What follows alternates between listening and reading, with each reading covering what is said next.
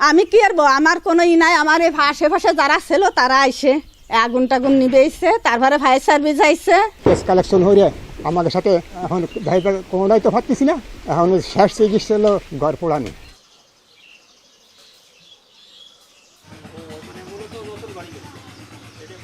আমার মাল চলে গেছে, আমার জানের নিরাপত্তা চাই। আমাকে এই পর্যন্ত 7 ধারা খারিজ হয়েছে, 2টি 7 ধারা করছে, 2টি পিপিআইতে আর 2টি কোর্টে আমরা রানিং হাজির হই। আর ফাড়িতে অভিযোগ 3-4টি আছে স্যার, শুধু আমাদের নামে এই জমি নিয়ে এই কমপ্লেন।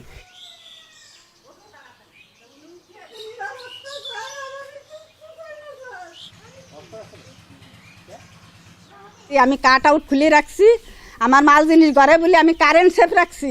তারপরে আমার এখানে একটা জালনা ছিল, জালনার পাশে ছিল খাট, এই পাশেতে আগুনটা লাগছে আমার। আমি এসে দেই এই পাশে আগুন দাউ দাউ করে উঠতেছে। আমি কি করবো, আমার কোনো ই নাই। আমার এই আশেপাশে যারা ছিল তারা আইসে আগুন টাগুন নিবে আইসে, তারপরে ফায়ার সার্ভিস আইসে। আমার মাল চলে গেছে, আমার জানের নিরাপত্তা চাই। আমার যারা শত্রু তাদের সন্দেহ করি, আমার জমি জাতি খাচ্ছে, আমার ফসল খাচ্ছে, আমার বই খাচ্ছে, আমার মাছ খাচ্ছে। ওই ফুলমুল্লা, তহিদ, আহাদ আলী, সুবান, তারা বলছে, তারা নিজেরা বলে আমার শেষ করে দেবে। এই গত 21 তারিখই আমাকে এই জমি জমা নিয়ে ওরা দখল করে খায়। আমরা যখন জানতে পারছি তখন আমরা জমিতে গেছি। জমিতে যাওয়ার পরে এই জমিতে কেস কালেকশন একটার পর একটা করেই যাচ্ছে। ঘর পোড়ানোর ইট হলো এই সূত্র মূল এই জায়গাতে জমি জমার হিনতে আছে। কারণ আমাকে এই কেস কালেকশন হয়ে আমাদের সাথে এখন ভাইবার কোনোটাই তো পারতেছি না।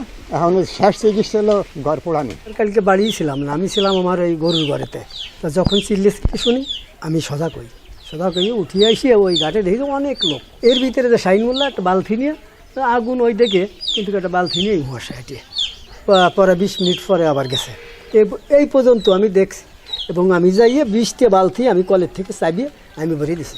আমাদের পূর্বপুরুষের থেকে দাদা আপন চাস্ত বোন বিয়ে করে, তার কোনো ভাই ব্রাদার কিছু ছিল না। আমার ওই দাদির সম্পত্তি তারা রেকর্ড করে খায়। আমার বাচ্চা ছাড়া একেবারেই লেখাপড়া জানতো না, একেবারে সরল সোজা ছিল।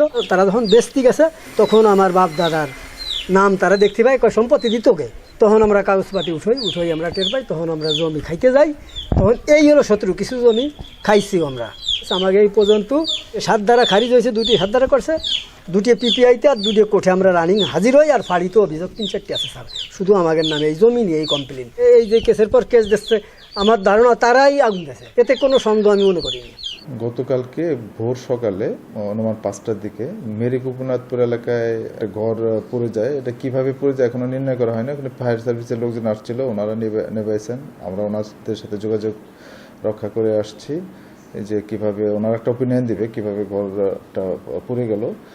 তো এখন এটাকে কেন্দ্র করে একটা মামলা হয়, মামলাতে একজন গ্রেপ্তার আছে। আমরা সার্বিক এটা তদন্ত করে যাচ্ছি।